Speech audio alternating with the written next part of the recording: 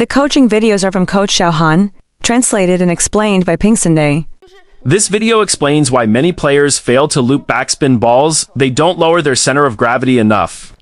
When you stay tall, you either swing too early or too late, hitting with the bottom of the racket or missing the ball entirely.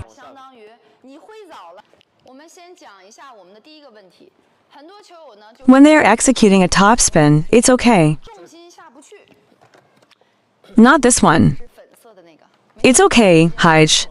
The first question is, we've explained this to everyone multiple times. Why you can't get through? Why can't you go low? It will result in a net. You hit that big ball. The key to a backspin ball is after it bounces. It will drop. You two are equivalent to. You two just missed it. You swung too late. You see the ball at this point. You are essentially hitting the ball with the bottom of the racket. You should only use the top of the racket. You can generate, you see. The ball can create a top spin trajectory on your racket. It can create a curve. If you only use a small area, because you're tall and the ball is low, your subsequent arm retraction, it won't be effective on the ball. Focus on the ball. So you see why professional athletes squatting down to this extent. I mean, they're not standing upright. They're all squatting down just like that, right? If this ball lands on the table, it doesn't move. You are also at this height, under normal circumstances without going down. At this angle, you definitely can't. It's impossible. So if you swing a little earlier, the bad outcome is missing the ball. This is the final result. Why do you need to bring it down lower than the ball? The two of you create a force that lifts the ball. Once you find the right angle, you meet the ball. Yes. When you collide with the upper half of the ball, through your follow-through, you see how it collides here. Let the ball create a friction trajectory on the paddle. This arc naturally forms. Many players use the lower part of the paddle to generate spin, because its center of gravity is high. So it is the lower part. You need to squat down and position it here. Leading to this point, controlling the ball to create a trajectory that generates friction. This concept is to allow the two forces to merge. Once the ball descends after hitting the table, this combined force lacks power. This combined force possesses power. This is the resultant force. You move forward while it moves downward, got it? If it's set up well, you can hit it. If you understand, then focus on it. The earlier you meet it, the earlier you meet the ball, accelerate, go up. Then it can be considered effective. And the ball is in the lower half when you make contact. It won't have any topspin. The ball is descending. It has fallen. You can see it has dropped. It's not effective. It's no longer useful. It didn't work on the ball. Right, so the first thing is what I mentioned. To execute a good drop shot, even if your legs feel weak, you have to keep your core engaged. These are the necessary conditions. That's how it is. Lower your center of gravity and move. Only when this condition is met. Can you fully lift it? Lift it up, yes? So how do you lower your center of gravity? Thinking their center of gravity is too high. If your steps are too small, you cannot squat like this. It won't feel out of place. Look at how you're crouching like this. But if you split your stance, you'll find it really easy. So when you watch a match being broadcast, the legs are positioned like this. Why doesn't it stand like this? You have to open your legs. You really need to spread your legs a bit, right? Why do we tell you not to stick your belly out when pulling a table tennis ball? Because sticking it out can lead to a backward lean. Short balls might be a bit better. After you gather your stance, all the balls are right in front of me. It is manageable. There is space.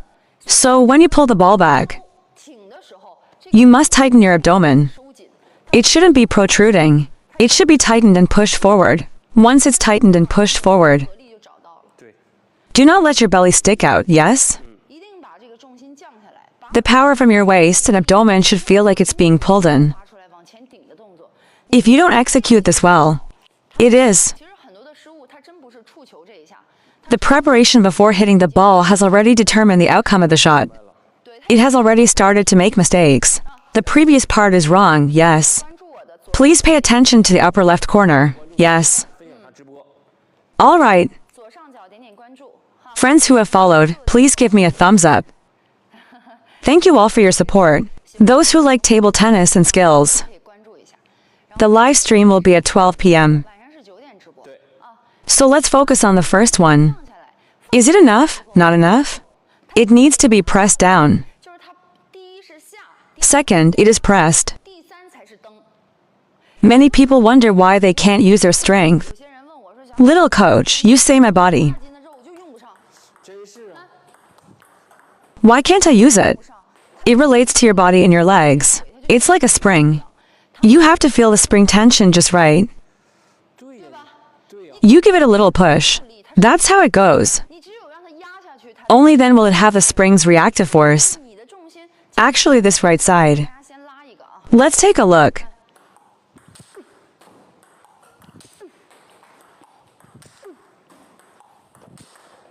Why is it so explosive? It's because of the center of gravity. Let it press down. The process of pressing down. Then, when I pull my forearm back quickly, and the reaction force sends my hand out, I understand it's the body leading the hands. It's not just a simple shift in thinking. Because you definitely need to recover. You can't just keep pulling the ball. You definitely need to push up after pulling. First, you need to get low. This leg is actually loose. It has 80% or even 70% of the power. Only then can you execute a push turn. Otherwise, you can't perform a push turn from this position. You must press down to achieve the push turn action. The first thing we do is to go down. Right? No one is paying attention to me. Right? Give me attention. Give me likes. Is that okay? Thank you for your support. Right. Thank you, everyone. It's easy to lose control when playing basketball. The out-of-bounds situation I just mentioned is over. Yes, listen to the net play first. That's right. It's about the direction of development, right? This pressing action. Fellow players, feel free to give it a try. It's much better than your way of hitting the ball. In a moment, I will share a practical technique that's a must-know, and provide a little tip from the table tennis community. Press, push, press, push. Press down, then push up. Generate more spin, press down. This way, the force will be more concentrated. Why do you step away from the table? You see, the timing of the friction is crucial. I'll highlight this for everyone now. The first timing, everyone take a look. The third timing. Let's review it once more. Which timing for the spin is correct? The second timing. The third timing. Which timing for the spin is correct? Which one is correct? 1, 2, or 3? No. One of them is right. You didn't catch that, did you? Take another look from up close. It's really too distant. You might not see it clearly. The second one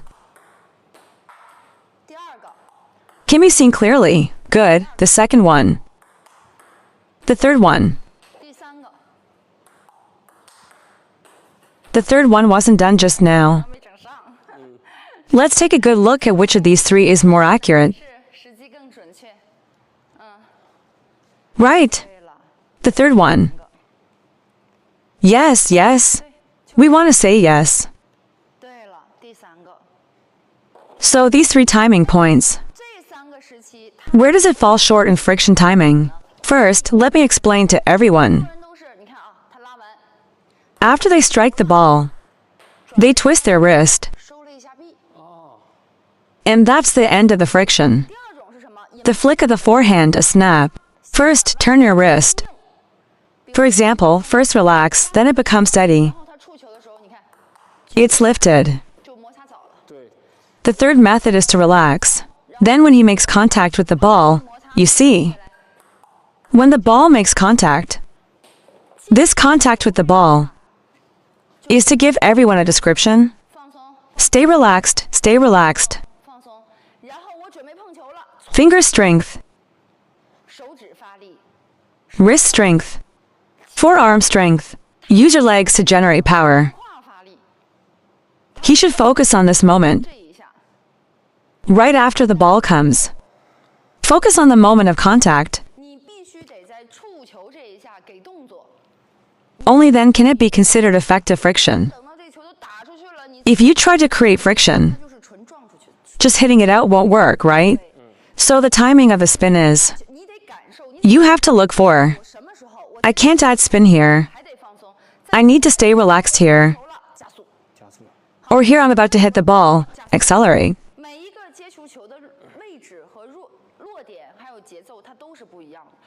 It must be at the moment of contact. We quickly engage our fingers, wrists, forearms. Relax, relax, contact. Relax, relax. All movements in that instant. All of it is combined into acceleration, acceleration. Concentrated explosive power. It's about combining forces. Because when you apply friction, you feel like you've applied friction. The reason is what I mentioned above. I'm here. I haven't focused on my... Why do we experience net faults? Because when you pull this ball, you don't apply enough force when making contact with the ball. What does applying force mean? For example, look, it's tough. Let's say we are professional players, like a coach. He won't teach you like this. He generates power throughout, you see. At this moment, don't apply force. Don't hold back, apply your force. What does that mean? From the beginning to the end, it's all about applying force. Move forward to meet the ball. It's time to strike the ball. When you hit the ball again, if you're gentle, because when it reaches your paddle, it has spin. Both forehand and backhand are the same. It has spin. It drops down. Look. You can see his movements are quite good. Yes, they're both going for the net. Why? It's because when the ball spins, it contacts your paddle this way. You didn't push it forward. You didn't generate enough force. Exactly. It's also about the grip on your hand, the strength of your arm. Nothing is more powerful than its spin. That's right. You've managed to defeat it. You broke through. That's right. You're not stronger than it. Exactly. It goes down. It dropped. When you need to hit this ball, pay attention. Card. Isn't it powerful? Very powerful. Extremely powerful, right? It's that feeling, yes. It's that feeling, yes. It's this energy. For example, must do it swiftly.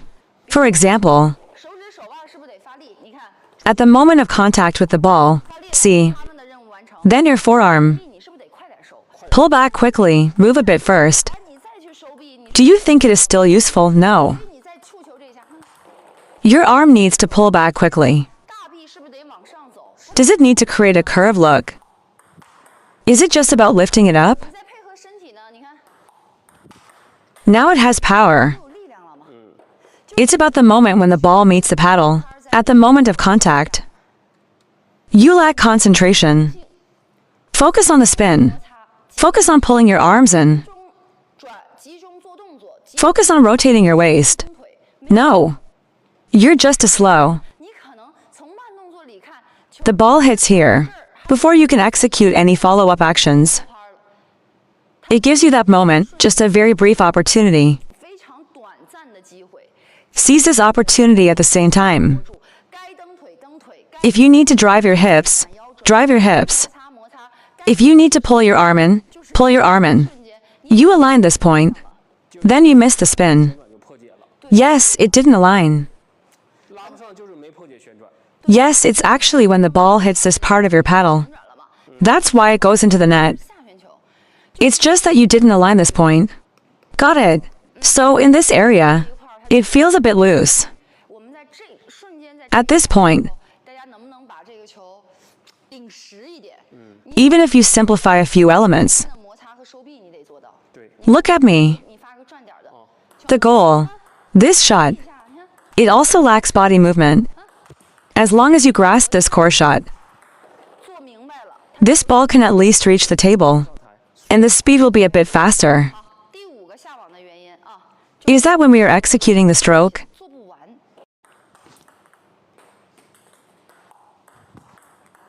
Ah, really? It hasn't been executed yet. This action is just a bit higher than the net.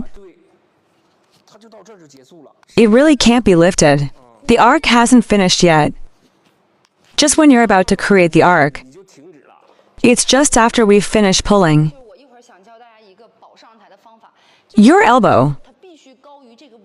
To effectively execute a backspin, look. This is it. Hey, your elbow is higher than the net. Isn't it obvious? Look at my force. I don't need to apply force, look. Isn't it all above the net? Yes? The net is right here. Exactly, doesn't it need to come up? So you can't pull the ball. Hey. Hey. This is all incorrect. Just this point, this backhand is the most obvious. It can be executed immediately. Yes, it's that curve. You stopped it yourself. Originally, the curve was quite good. You were hesitant and the action was pulled back. If you had applied a bit more force, it might have gone over. It drops too much. It's all in the forearm. The stance is too compact. It stops here. You need to raise your elbow. Because you maintain the arc. Because you maintain the arc, you can generate power. Got it, right, fellow players? We must fully complete the motion. With my racket up to my forehead, you can't finish the stroke and still be at your chest. This won't work. You have to get up. So when you pull down the net, is your elbow raised? This is unrelated to lifting the elbow. Lifting the elbow means this. This is a standard forehand stroke. Right? Where is your elbow? This is the forehand elbow position. It should have a larger arc. The arc should be more pronounced. Got it. Lower the net. Think about it. Is your elbow raised? You need to lift it a little. This is a forehand elbow action. If you want to pull, it needs to generate power. You don't need to lift too much. You can't just stop here. Read more about table tennis on my blog, PingSunday.com. Get free ebook and coaching advices. See you in the next video.